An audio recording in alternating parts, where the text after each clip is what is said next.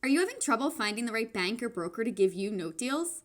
Brecht Palombo is the founder of DistressPro.com. He's going to discuss with Joe everything he has learned over the years in the business world and how his company can help you when it comes to finding the right deals. What they both believe the first quarter of 2021 will look like, and why Brecht feels financial discipline is the key to increasing your net worth. Hello, Brecht. Welcome to the show. Let's get rolling by giving us a brief background about your investing experience and what you invest in today. Sure. Well, the truth is most of my experience in real estate notes has been as a broker, make my money on the trades. And so what that required is that I got really good at finding deals and working with buyers and sellers. Historically, I've not been the best investor. I've been much better. I've been much better at sales and marketing and putting deals together and all of that. Over the last few years, I've definitely gotten better at that. But most of my experience in this business and most of my success in it has been with facilitating trades. Is that in that aspect, is that also primarily sourcing? Yeah, exactly. Finding ready, willing, enabled sellers and capable buyers and putting them together through a variety of means. Yeah. And so I started that back in, if we go all the way back, I was in software sales in the late 90s. And then when the dot-com bust happened, I got into real estate in I think 2000. I actually started off as a rental broker on Newbury Street in Boston, which is like that's their high-end retail row. And then very quickly realized that I didn't want to do that and got into residential sales. And then very, very quickly moved towards, I was attracted to the numbers and moved towards investment sales, mostly with independent investors and small commercial investors, and rode that up through 2006, 2007, doing a lot of, we'd buy anything, convert it into residential units and sell it. And then when the global financial crisis hit, I actually, it got so frothy in just my regular course of business. I was seeing these crazy, stupid deals go down. And I thought, this can't go on forever. I've been through a crash before. I was in the dot-com crash. It felt like this. It felt like a frenzy. It felt crazy. And so what am I going to do? And I went to an auction that was held by this guy, JJ Manning, who's a big auctioneer out in New England. And I sat there and I watched him sell like 20 or $30 million worth of assets in about 90 minutes. And I thought, that's what I'm going to do. Like, that's way better than what I've been doing. I think I should do that instead. And so the whole thing kind of came together over the next couple of years where I got myself positioned for that and for the crisis that did come to bear. And yeah, so then in 2009, after spending a couple of years calling on banks and lenders, because that's a lot of what that guy was selling that day, was sort of dribs and drabs from a number of community and regional lenders. And I thought, well, if things go the way I think they're going to go, then as when we talk about note investing, like the further down you are in the stack, that's who's in control of the asset. And so there's not a lot of reason to be messing with, equity that's been wiped out, and is clinging to hopefully a bankruptcy to get through, to get through a deal. Go further down in the stack and deal with the folks who are actually in charge. Which is the lenders when things go sideways. So that's what I did. And after a couple of years of just sort of picking up the phone and calling through, and I had this little training in Pennsylvania with this national real estate auction company that I had hooked up with, and I held the licensing and represented them in a few states. And they opened this, it was so silly because it was like, I don't want to say mimeographed because that had, there's a bunch of people listening to this. They don't even know what a mimeograph is, but it was that old. It was like some old training. And it talked about where to find which of all of the, at the time, 16,000 banks and credit unions had non-performing assets. And that sort of like opened up this whole other avenue.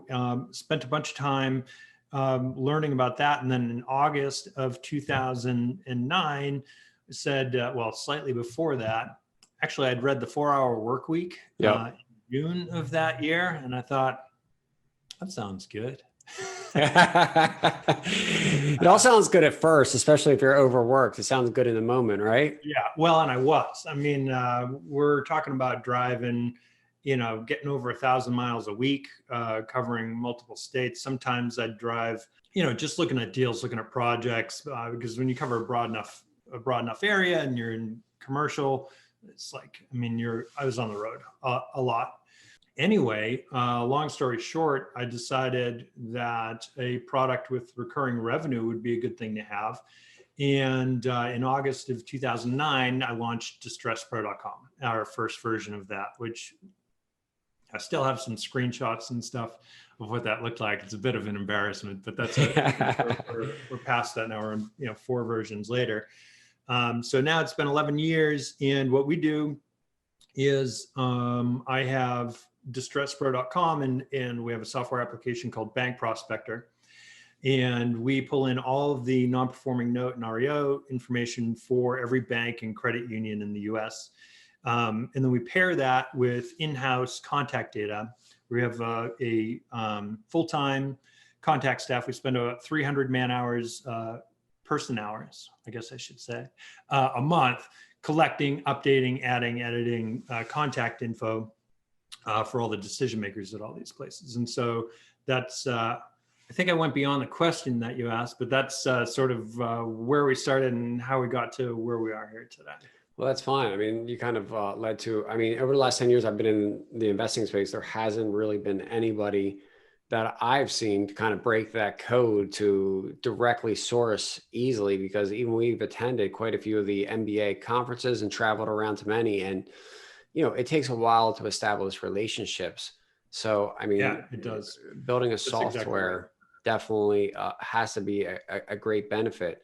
What is, the Bank Prospector? Kind of, can you break that down and what it does? Yeah. So banks and credit unions are federally insured. Your money, when you put money with them, it's federally insured. And so part of what comes with that insurance is this heavy regulation. And the regulation requires that they file reports.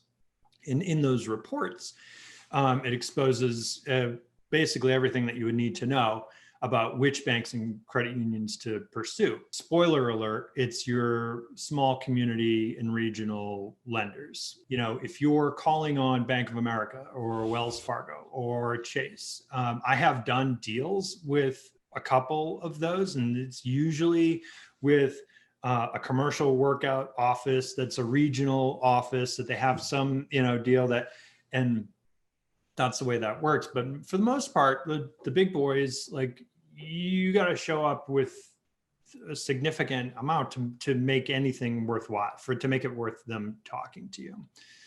I'm sorry, did I get off track about your question? No, I mean, in regards to that, I mean, I agree.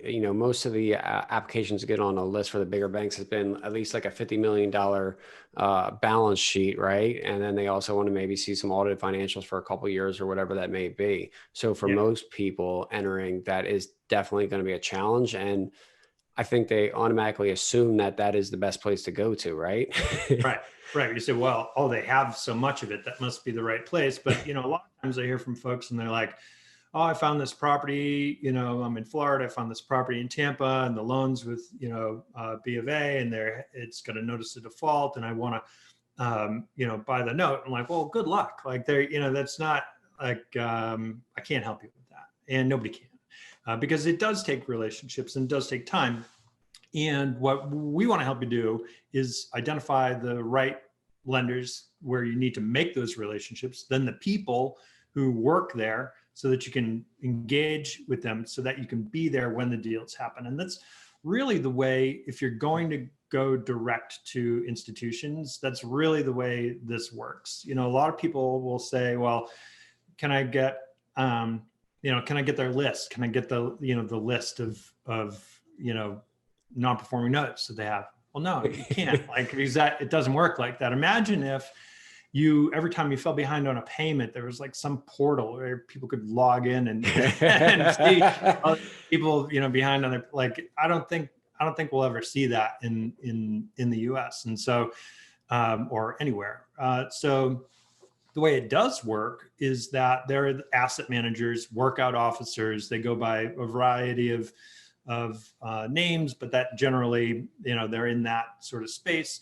And all day long, they get files on their desks, and then they put them into a spreadsheet, which a lot of people call a tape, and then they evaluate, what do we have to do with each one of these things? And then they go to meetings and they're reporting about what they want to, how they want to handle it. But they're real people, and they live in your community, and they put on pants every day and take a bologna sandwich to work. And they're looking for solutions for individual assets, but they're not posting them online. There's no, it doesn't work like that. So instead, what we say is, okay, well, first things first, if there are 12,000 lenders, bank and credit unions in the US, then I can't call them all. Even if I called, 5 a day, every single day, we're talking about years to get through a single call.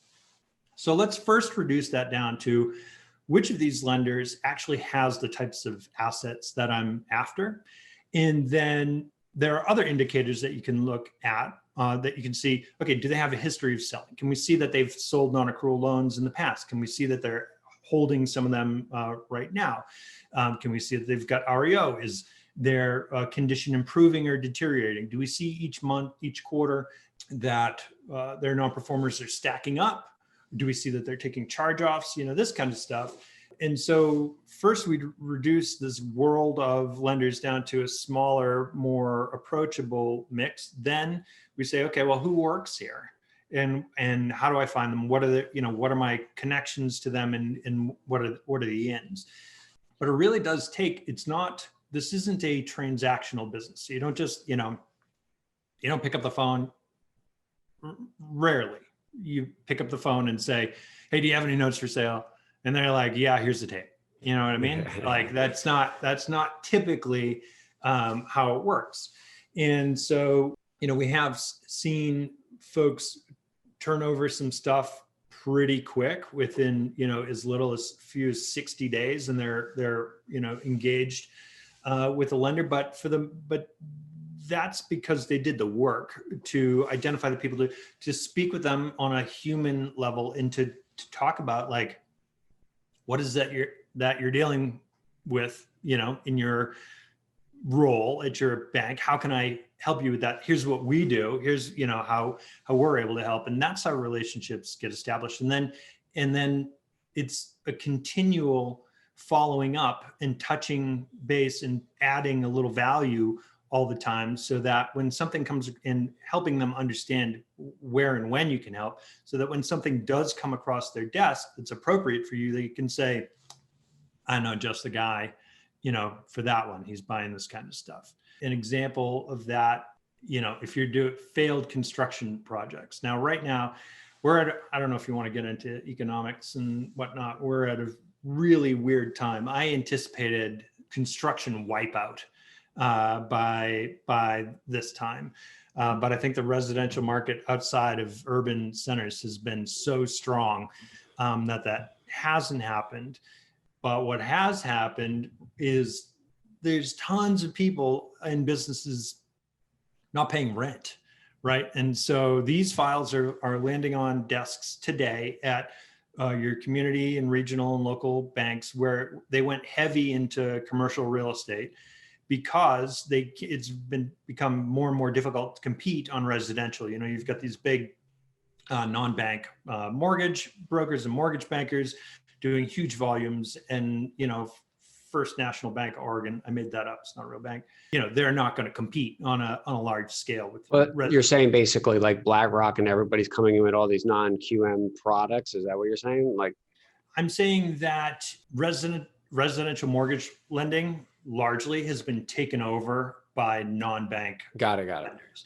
Now there's still hundreds of billions of loans, being written by banks and credit unions, but a bigger and bigger portion is going to non-bank lenders. That's what I'm saying about that. Yeah, so I think we're at a weird place right now. We've had a lot of even with real high unemployment and with like a whole web of complex issues.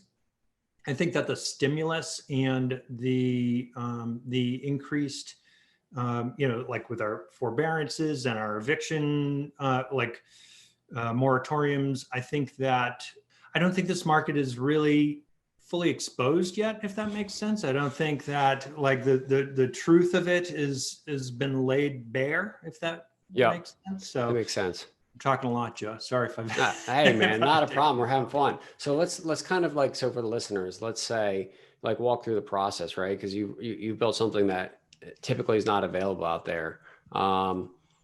If someone, well, first of all, if someone wants, what type of assets are available to kind of target through the application that you guys have? Is it just notes, Sure. REOs, commercial, residential, everything?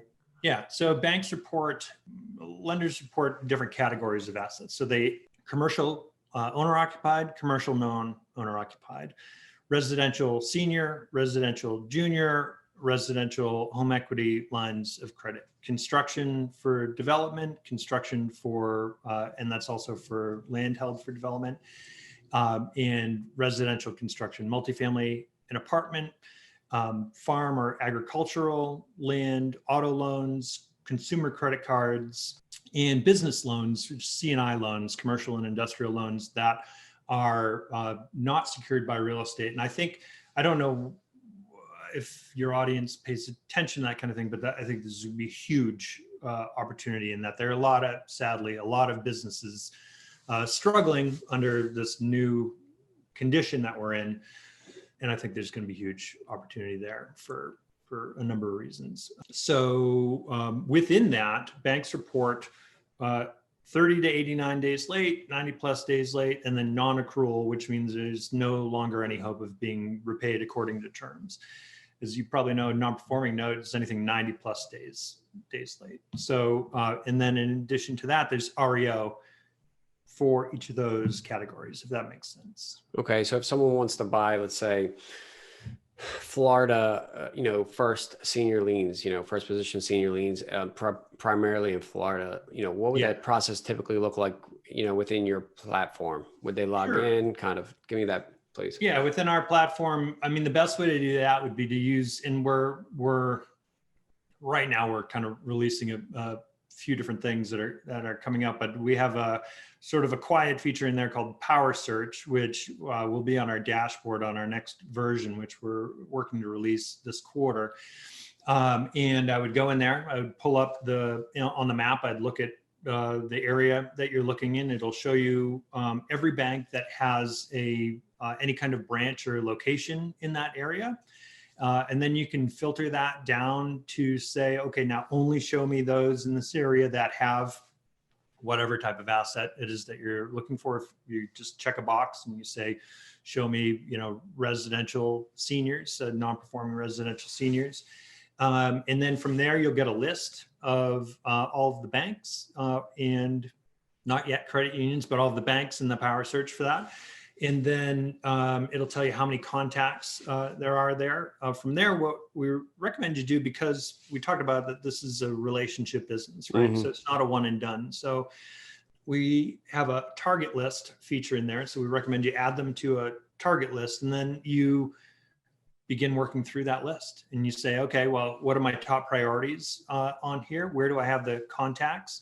Where might I already have an in? Go check LinkedIn. Are you already, connected to somebody? Are you pretty close to being able to be?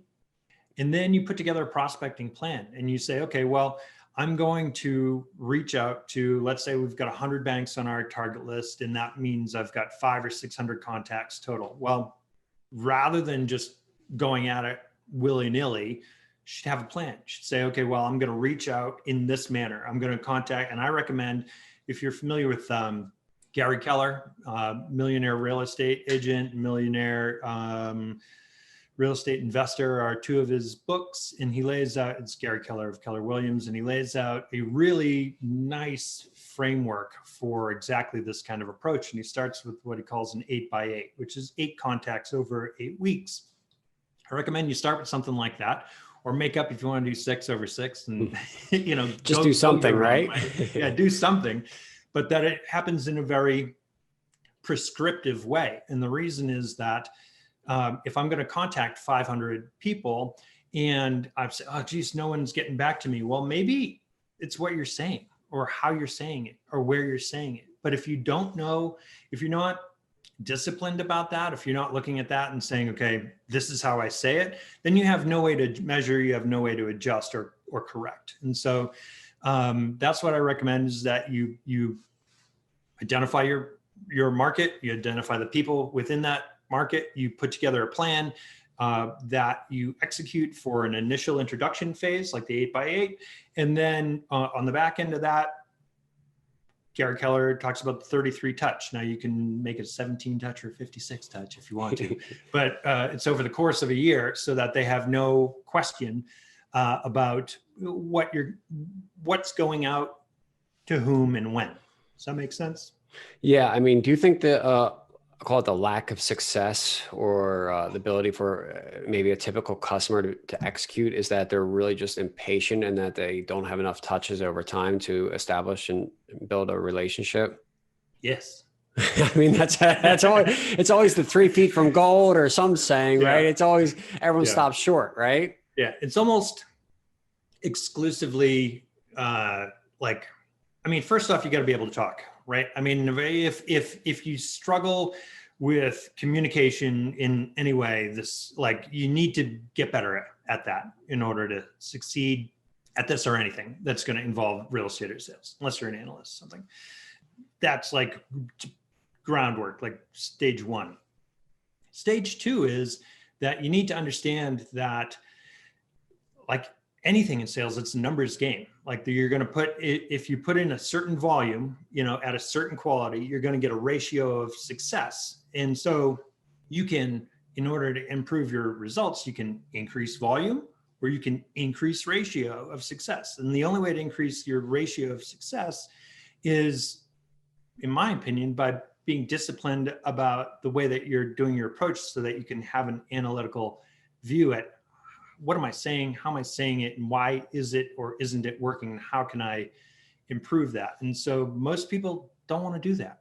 Most people want a quick fix. And so it's really not, I talk about this in my free web class, which if you're interested in getting down in deep into the stuff, you can find that at the site.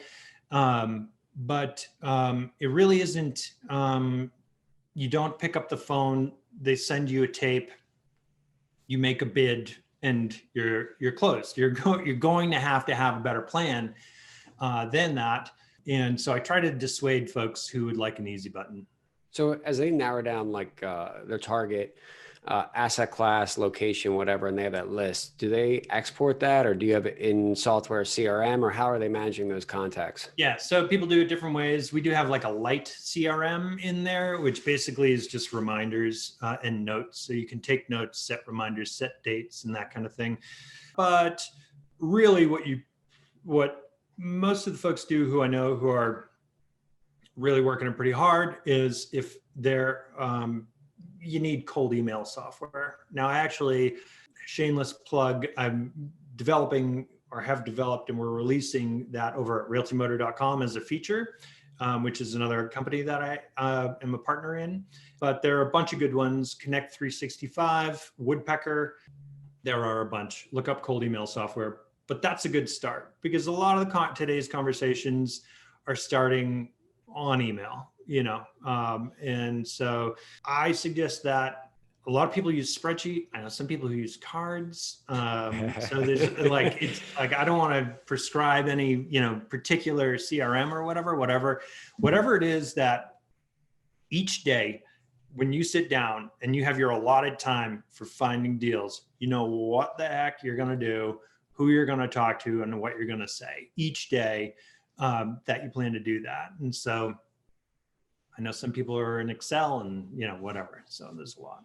So from the existing customers, can you kind of give us some maybe case studies or just like a quick walkthrough of some successful people and what kind of assets they've been able to acquire at some kind of scale?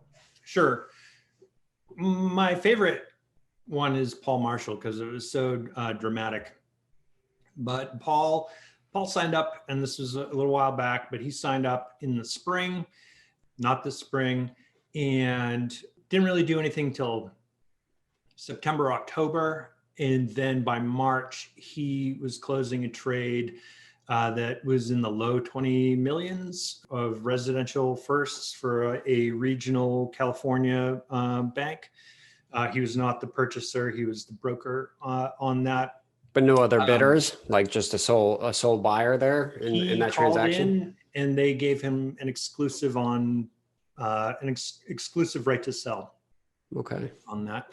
Another guy, Joe Bayarina, is a great guy down in Texas. He had they actually weren't non-performing. And so once you get into this and you start talking to folks, you find out that the local community and regional banks it's not a straight line all the time. It's not, everything isn't, people want it to be completely standard. It's not completely standard. Things these are individual businesses and things vary, business to business. He ended up finding a package of, they weren't even non-performing. They were just no longer in the box for this lender. They no longer fit the lending parameters that they wanted. There was some kind of program that they ran there. And so he took that whole package down there. Lots of individual commercial deals, which is the way commercial deals are usually sold. It's not usually a tape. It's usually individual deals when you're individual properties. So do you have, it sounds like you have brokers and direct buyers on the platform, right? Sure. Yeah. We have family offices. We have, sometimes I get the question, they're like, I just want to buy 1 second. Well, I don't know, I would go to PaperStack. Yeah. Or similar, but you're going to pay a premium for that, right? You're going to pay, if you're going off and you're picking off individual notes like that, there's, you're paying retail. That's the way it is. And so what I'd suggest instead is you do like my friend Mike Rusika talks about noteconference.com. And he talks about that the way he started his business was just, and he's a customer and he's sourced a ton of deals. He has one bank that he's over 1,700 loans have come through there. So he talks about just finding deals for his friends to start, because if you go find a tape, like they don't want to sell you one. That's not the way this goes. They want to sell, dozens or sometimes hundreds. And so you need to be networking to have a way that you're going to distribute those. Maybe you carve one off for yourself. Maybe the rest go to 3 other investors. Maybe the other investors even pay the full boat for the thing, and you just carve that one out for yourself. Maybe you write yourself into the deal, at 10% equity just for putting the thing together, or maybe you get a per file fee. But don't approach this with, I'm gonna start calling, and then I'm gonna I hope to buy one deal for my IRA from a bank. I don't know, that's maybe better be a pretty small bank. So is there anything else outside of our conversation that is covered in the software that could bring value to the people that, pay monthly? Lately we're, so in addition to all the banks and credit unions and contacts, we've been really ramping up our special servicer database. And so some of our hundreds of man hours each month have been dedicated to that. And so the loan servicers, we'll see what happens here over the next, couple of quarters, but I think they're going to have stuff on their plate. So in addition to that, we have training. If you don't have a plan, if you don't know how you would say what you're going to say, we have the Bank Direct Mastery Academy. And basically that's 6 courses, and we walk through everything that you need to know from if you like to get deep down in the numbers, we show you how to do that. Talk about some of the different kinds of deal structures that go together. We go over an approach to a cold call. We have templates for cold emailing. We have scripts for LinkedIn. And so, yeah, so if you have some background in real estate, but you haven't worked with institutional sellers before, then starting with some of that background and training, rather than just getting dumped into the software and having like a bunch of numbers, to look at, that can be overwhelming for folks. So if you do have experience working with institutional sellers or in commercial real estate, and you don't think you need like cold calling training or any of that kind of stuff, then we do have built into it the bank prospector mastery, which is a free training that's included.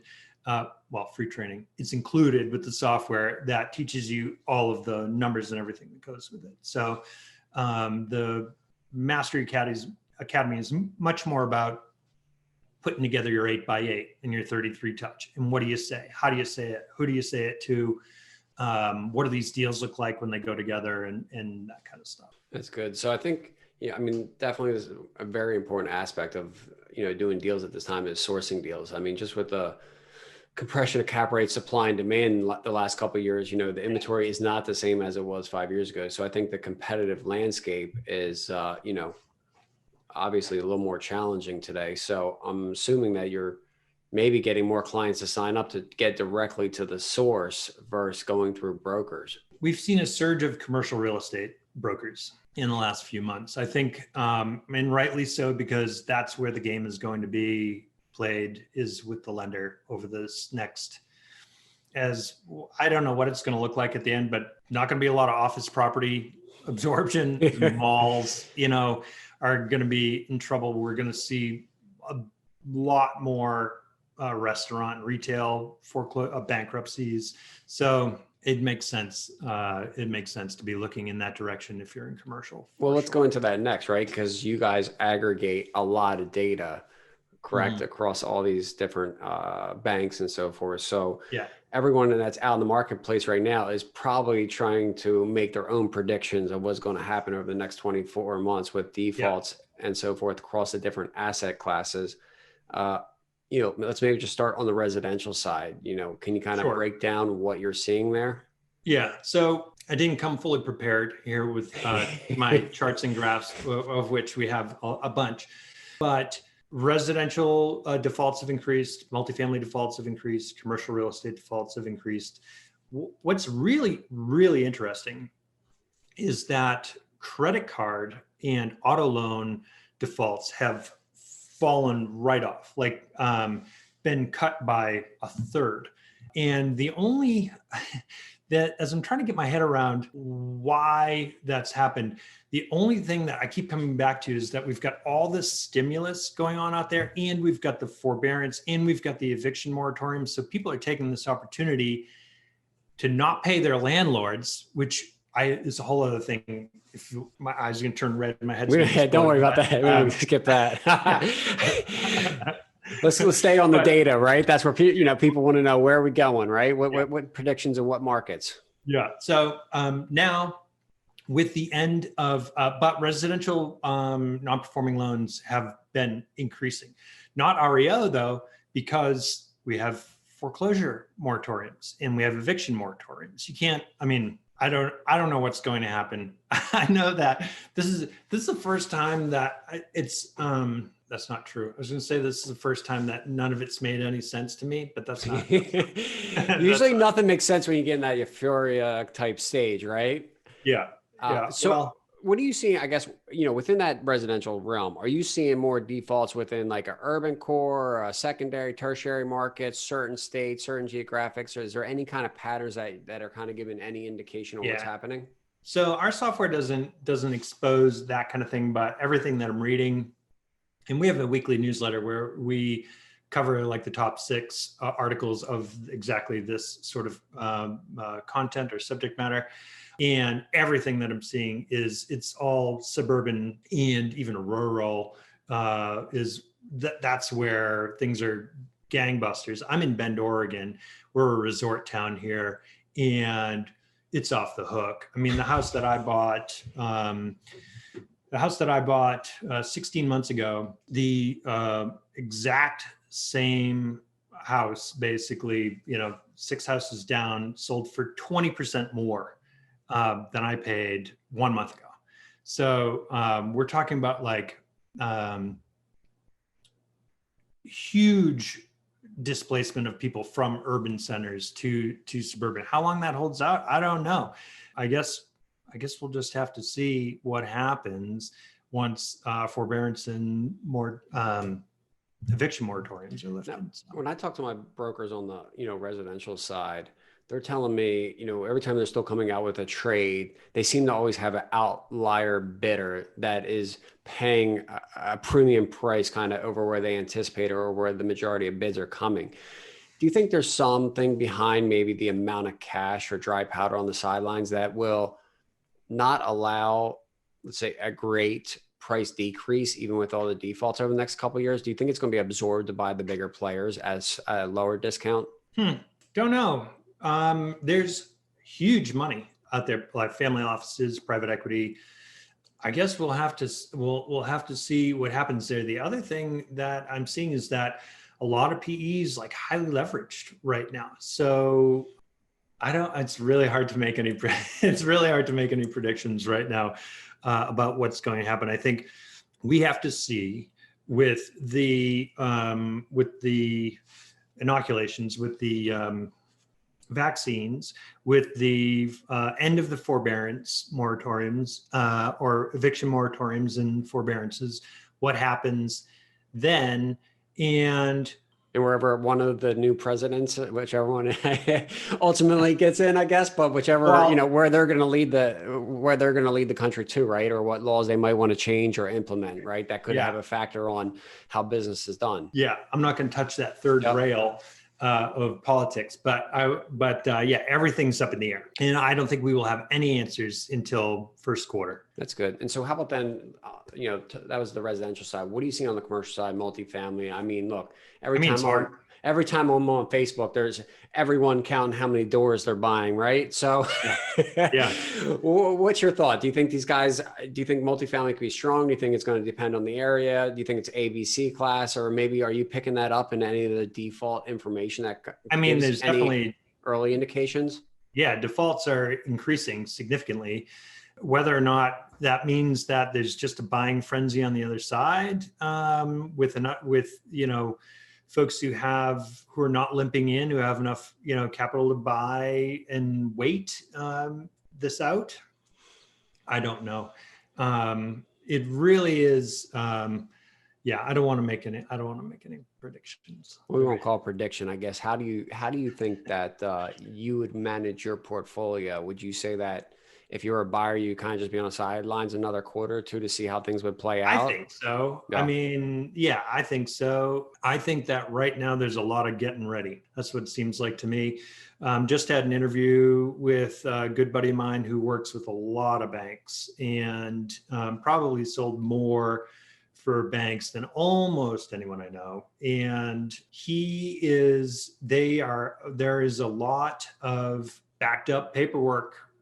They first they all had to figure out how to work from home. Then they had to figure out how to work because there's tons of counsel and attorneys involved. Then they had to figure out how to coordinate, all of that kind of thing. Then they had a PPP thrown in there, right? Some of the local banks were saying they were overwhelmed with the whole PPP thing. Oh, completely. Right? Yeah.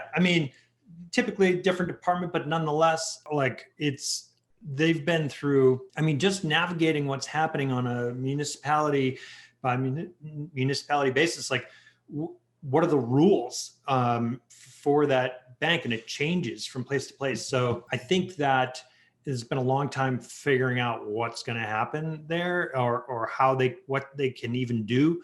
And that's coming to an end no matter what. That's that confusion, that being stopped up, that is ending, now over this quarter and next. Does your software scrape anything from any type of private sellers, or is it all public, institutional? We don't have private sellers. Okay. It's all institutional. Yep. All right. Well, look, I think everything you provided today was, great. I love, hearing about the software and ability to be able to source deals.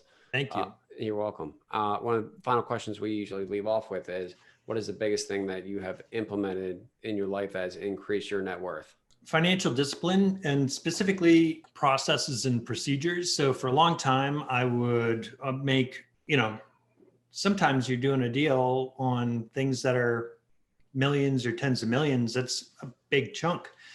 And I used to get that chunk and maybe I carve off a little bit for taxes, and then the rest of it, I don't know, anyway, completely changed the way that I approach finances. And so I'm on a quarterly rhythm. So all of our revenue goes into an operating account. I pay myself a small or a customary W-2, regular paycheck. And then each quarter, on the first of each quarter, I look at what's in there, and I have a calculation that determines how much I take and where everything goes. And I implemented that maybe 4 years ago, something like that. And total game changer. There's no more there's no surprises. Things just grow in the right accounts. Just duplicating processes within your financials. Yeah, I mean, so many of the folks I know, especially who eat what they kill, when they kill, they gorge, and that's like that's good. Don't go buy a Tesla.